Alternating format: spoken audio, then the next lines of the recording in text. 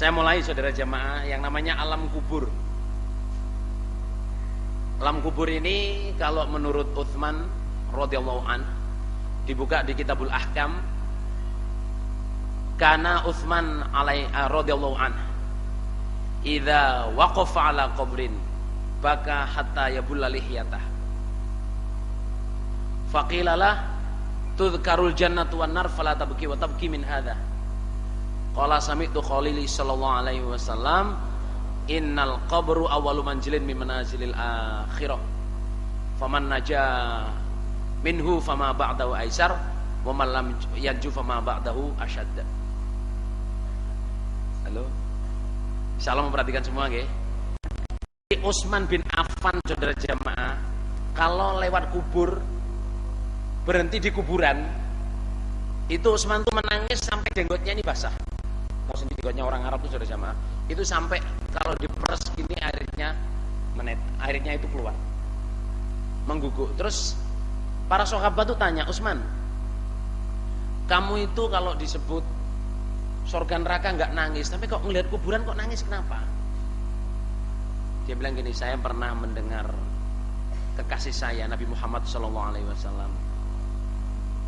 kayak pesan khusus ya, kuburan itu adalah tempat pertama dari tempat-tempat di akhirat. Kalau di kuburan itu selamat, setelahnya akan lebih mudah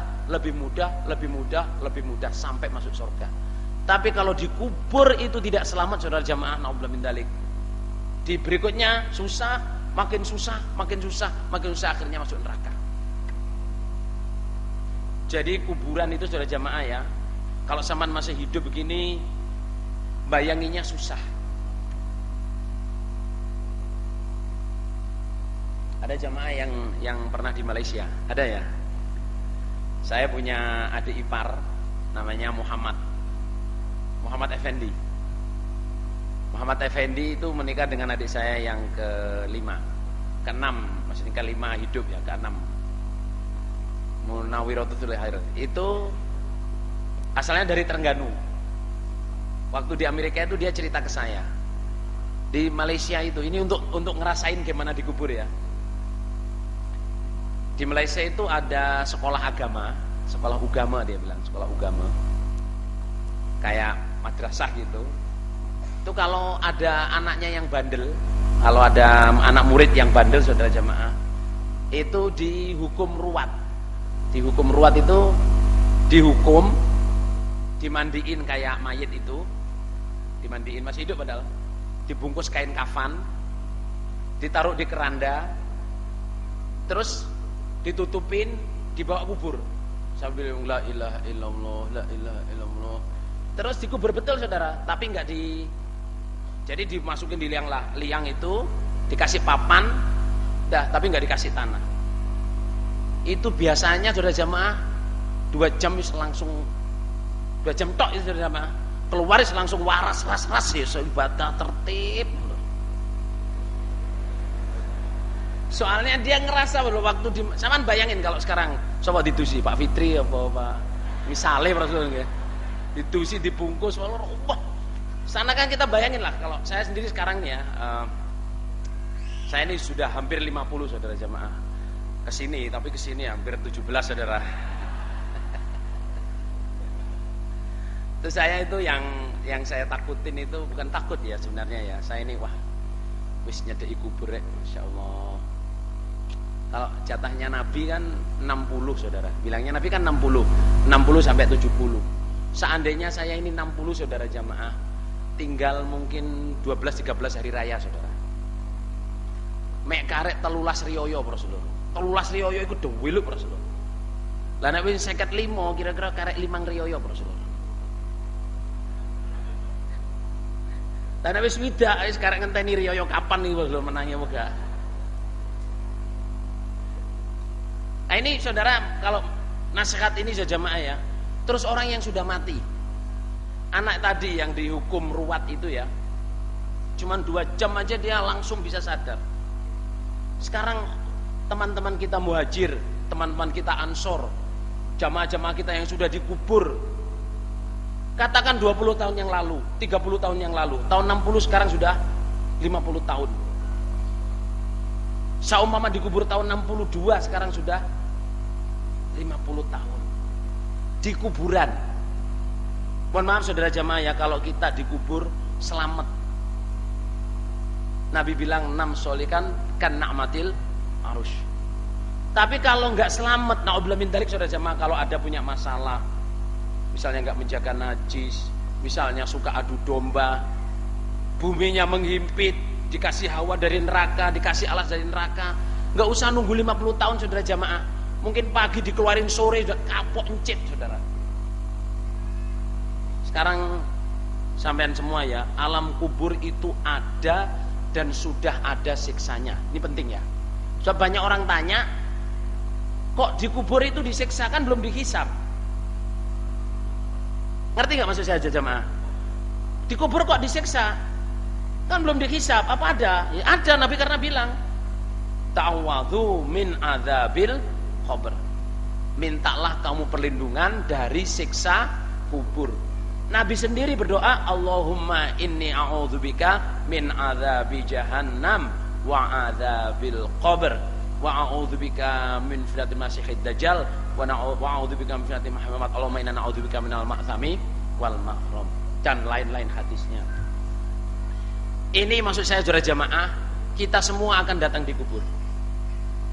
Dan menurut Qur'annya, menurut hadisnya, kuburan itu eksis, ada, dan ada siksa.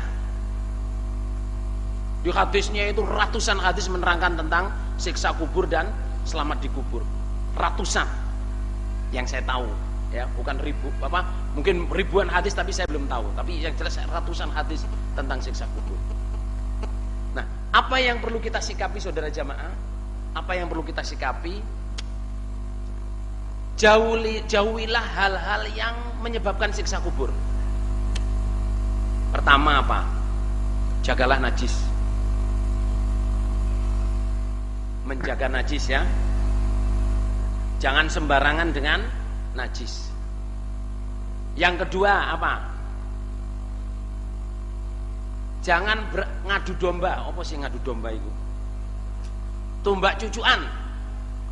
Bahasa Melayunya itu batu api. Karena istri saya orang Singapura saudara. Katanya apa yang itu loh, yang orang orang ngomong gini dibawa ke sini, akhirnya orang ini bertengkar. Oh itu batu api bang. Lah, terus lihat di Kitabul Janaiz saudara jamaah ya. Salah satu penyebab siksa kubur itu orang yang siang harinya itu kerja terus, malam harinya itu tidur. Tidak pernah ada waktu untuk zikir kepada Allah, membaca Quran. Tidak pernah ada waktu, cuman segitu, kerja, tidur, kerja, tidur. Sampai Nabi itu tanya ya, siksanya itu gini. Ada orang laki-laki bawa batu, terus ada orang laki-laki di bawahnya itu tidur di atas batu gini. Nah, yang laki bawa batu itu berdiri di atas kepala itu, batunya dijatuhkan di kepala itu, titis-titisan itu loh. Titis-titisan, kalau nekeran kalah kecil dulu kan digender itu saudara ya. Ini pakai batu saudara, kepalanya pior pecah itu, batunya ngelundung, ya cuek aja, nggak ada ekspresi. Diambil batunya. Ya orang yang kepalanya pecah itu waktu pior itu nangis-nangis terus kepalanya utuh lagi. Dia nggak mau naruh kepalanya itu tapi jalan sendiri ke situ. Orang ini datang lagi pior. Jamaah ya, sampean nggak usah pakai batu ya. Kalau hukumannya orang-orang intelijen itu ya, hukumannya itu biasanya ditaliin gini atau ditaliin gini, duduk ini terus dikasih tetes air itu loh. Satu tetes tes. Itu saudara kalau sudah sampai berapa ratus itu rasanya kayak tung itu yang cerita tentara-tentara yang cerita ke saya. Tetesan air satu loh, tung itu wis. Kalau nggak ngaku ya tetesan tung itu rasanya kayak pong. Apalagi orang yang nah itu orang itu siangnya tidur, siangnya kerja terus, malamnya tidur. Saya nasihatkan jamaah-jamaah di sini ya yang mendengar, orang Ansor, orang Muhajir, semuanya, orang yang bukan Ansor Muhajir, pendatang, sempatkan waktu dalam sehari semalam untuk membaca Quran. Penting. Saya berijtihad, ya, saya berijtihad untuk saya dan keluarga saya. Tidak bisa diterapkan ke orang lain, ya. Saya berijtihad untuk istri, anak-anak saya. Sehari semalam selain sambung, selain ngaji itu harus membaca Quran minimum setengah jam. Bukan 3 ayat. Minimum berapa saja jamaah? Setengah jam. Boleh kerjakan pagi, boleh kerjakan siang, boleh kerjakan sore. Tapi biasa seringnya duduk habis maghrib baca Quran bersama setengah jam. Saya tidak menunjuk 2 ayat 1 surat, setengah jam pokoknya. Kamu mau ulang-ulang 1 surat boleh, kamu mau baca banyak boleh, 1 halaman kamu ulang-ulang sampai setengah jam boleh. Yang penting setengah jam. Dan itu saja jamaah, membawa hidup ini ringan. Soalnya apa? Kita mulai hidup itu dengan badan kita disertai Quran. Nah itu. Lah, sejamaah ya di sini ya saya melihat, nggak tahu ya, orang Gading itu kok semua sibuk saudara. Sing nganggur ya sibuk ndomblong, wasit TV, maca koran, rono rene, bal-balan, itu yang nganggur. Ya tapi sibuk. Ya toh yang kerja ini sibuk sawah, makani wedhus, ngopo, sembah warang para sedulur. Sing goreng ya serang para sedulur. Radio, TV, Masya Allah saudara. Kapan ibadahnya? Sholat telat. Nun sewu lur nggih. Sholat telat. Mustine nek wong Gading Kidul niki sholat kabeh nang masjid, insyaallah bek masjid niki para sedulur. Tapi ya aneh sholat kadang pirang baris, prihatin kok. Wong-wong kerjane apa to? Apa ya dadi direktur, apa ya penting. Terus nek nang masjid terus perusahaane bangkrut apa yang ngono kok lho. Apa semua sholat di rumah? Lah masjid sakmene gedene gawe apa para sedulur? Nggih. Sambung yang ngono mek titik-titik, Masya Allah. Sama nanti belum saya terangin sambung saudara jamaah. Jadi alam kubur ini saudara penting sekali. Jaga najis, jangan mengadu domba, jangan bertengkar, jangan pendendam, jangan ngerasani, ya. Jangan ngerasani itu di kubur itu juga siksa saudara. Suka ngerasani. Niti-niti orang aja, wala tajassasu wala yaktab ba'dukum ba'do. Jangan meneliti kesalahan orang, telitilah dirimu sendiri. Nggih. Ten Gading niki sangat masyarakatnya itu sangat heterogen. Ada grup guru, ada grup guru pondok, ada grup pengurus, ada muhajir, ada ansor, ada in between muhajir and ansor. Apa iki? Ya gak muhajir, ya gak ansor lur. Lah awakmu apa? Pokoke kula jamaah biasa. Yo, ngono gitu. Oleh lur, halal, nggih. Halal. Sing penting jamaah. Gitu. Ada grup yang oleh Bapak Imam almarhum Haji Nur Hasan diomongo. Grup sing gak ono rene para sedulur. Wong Gading Kidul tapi gak tahu sambung do Gading Kidul, omahe nang Meladen Sawah tapi gak tahu sambung nang Meladen Sawah ngono. Sambungmu nang ndi? Pokoke kula sambung sak karep kula nggih mriko nggih mriki.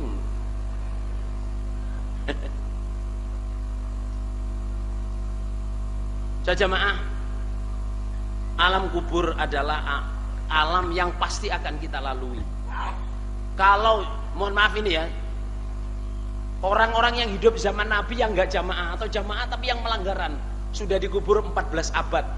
Kalau disiksa bagaimana siksaan 14 abad itu saudara? Kalau yang baik nanti hari kiamat itu ya wah bangun rek kayak pengantin baru ketiduran. Soalnya pengantin baru itu nggak tidur saudara, ya toh. Kalau pengantin baru tidur itu jenenge Joko bodoh, lurnya. Manten nyorok turu, lurnya. Atau kayak orang ini, wah ini tidur bersama dengan cewek ini misalnya. Kalau tidur bersama tidak apa-apa, sing bahaya melek itu saudara. Kayaknya sing guyu balas. Apa gak ero lur? Gak jalung guyu, gak apa-apa.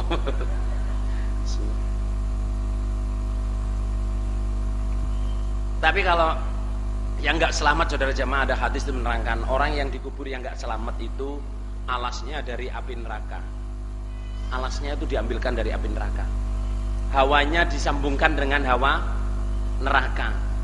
Terus buminya menyempit, tidak mau ditempati orang itu, sampai Nabi bilang tulangnya itu sampai begini, tulang rusuknya itu seperti jari-jarinya Nabi begini.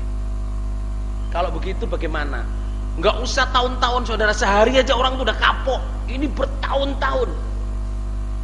Oke, hentikan ya, laki perempuan adu domba. Terus jamaah-jamaah kalau dilapori orang, diwaduli tentang siapa saja, Mas Amir, ini pengurus ini itu begini, begini, begini, begini.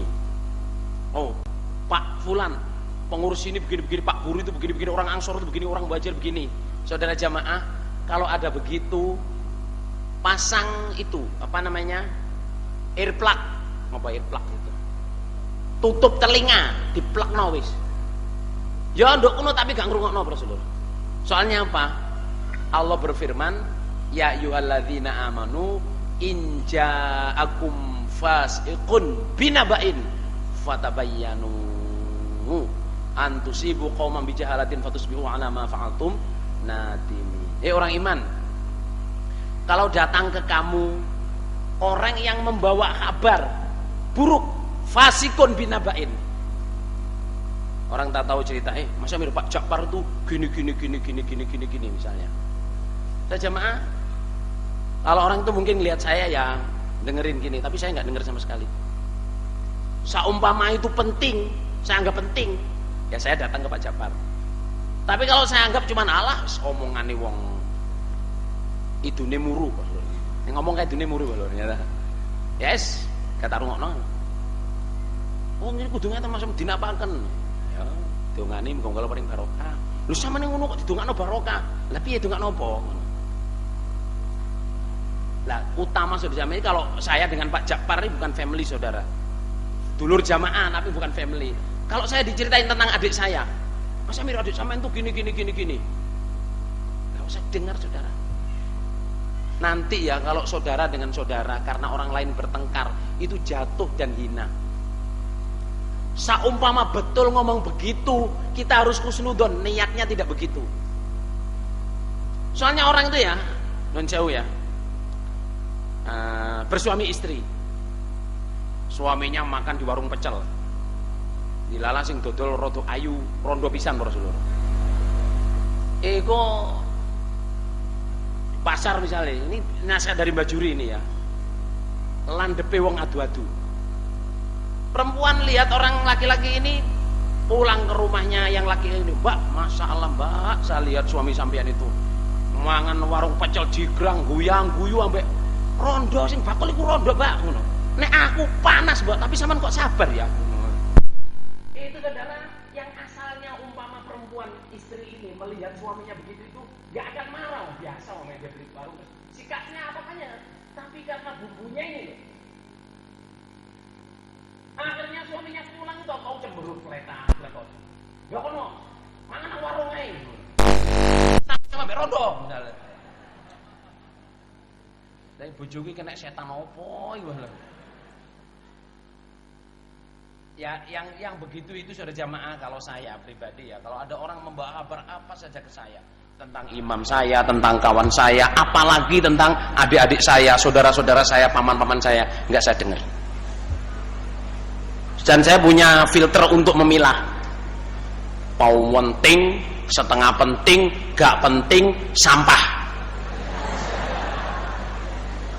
Nek kategori ini sampah wae wis guyang-guyu ae.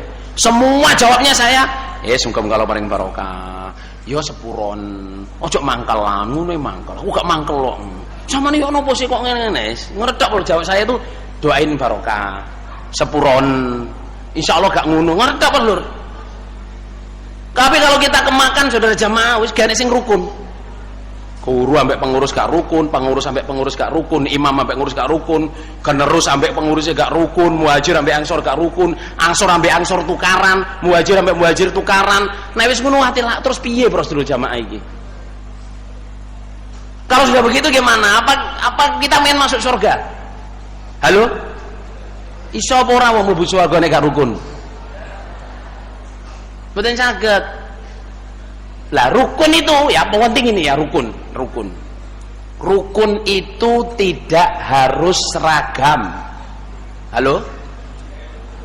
Rukun itu tidak harus seragam. Contoh, ini paling sederhana. Waya mangan pecel kabeh. Itu bukan rukun, itu namanya seragam. Nggih?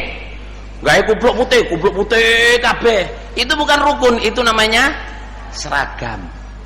Rukun itu ya, meskipun berbeda pendapat, meskipun berselisih pendapat, bisa duduk bersama, bisa ngomong, bisa salaman, itu yang disebut rukun.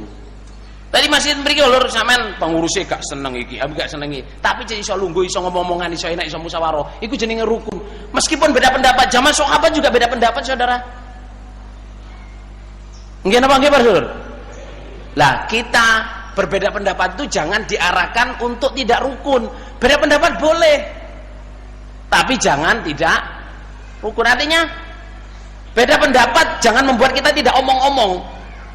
Wong Ansor ambek Muhajir misalnya beda pendapat, silakan. Wong Ansor itu memang penolong di sini. Lah wong Muhajir wong neko. Lah terus wong nyar-nyar sing teko, ya beda pendapat. Enake dengan ngene dengan ngene. Lah ya awakmu wong nyarok ngawatur enak-enake lho. Teko keri enak-enake lho. Lah silakan gitu, tapi tetap bisa apa? Soalnya wong nek gak beda pendapat uangnya apa? Gak enak malah Rasulullah. Justru karena beda pendapat itu menjadikan romantika hidup. Nggih napa nggih? Misalnya laki perempuan gak beda pendapat, wah repot Saudara. Karena beda pendapat akhirnya padu, sikil papat didu lho. Oh enak lho ya.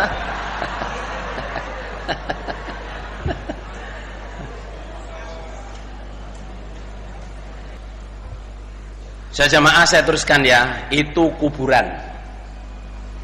Berdoalah kepada Allah untuk selamat dari siksa kubur. Apakah ada jamaah yang belum hafal doanya minta selamat dari siksa kubur? Enten apa mboten? Ada apa enggak? Kalau ada ya usaha menghafalin doanya. Allahumma inni a'udzubika min adzabi jahannam wa adzabil qabr wa a'udzubika min fitnatil masiihid dajjal wa a'udzubika min fitnatil mahya wal mamat. Ditambahi hadis lain juga bila Allahumma inna na'udzubika minal ma'tsami wal maghram. Kalau yang belum hafal doa dari selamat dari siksa kubur saudara jamaah, bahasa Jawa juga boleh. Ya Allah selamatkan saya dari siksa kubur. So jamaah ini saya ngomong gini ini penting karena Nabi merintah ta'awadzu min adzabil qabr. Mintalah kamu perlindungan dari siksa kubur. Mari kalau barokah.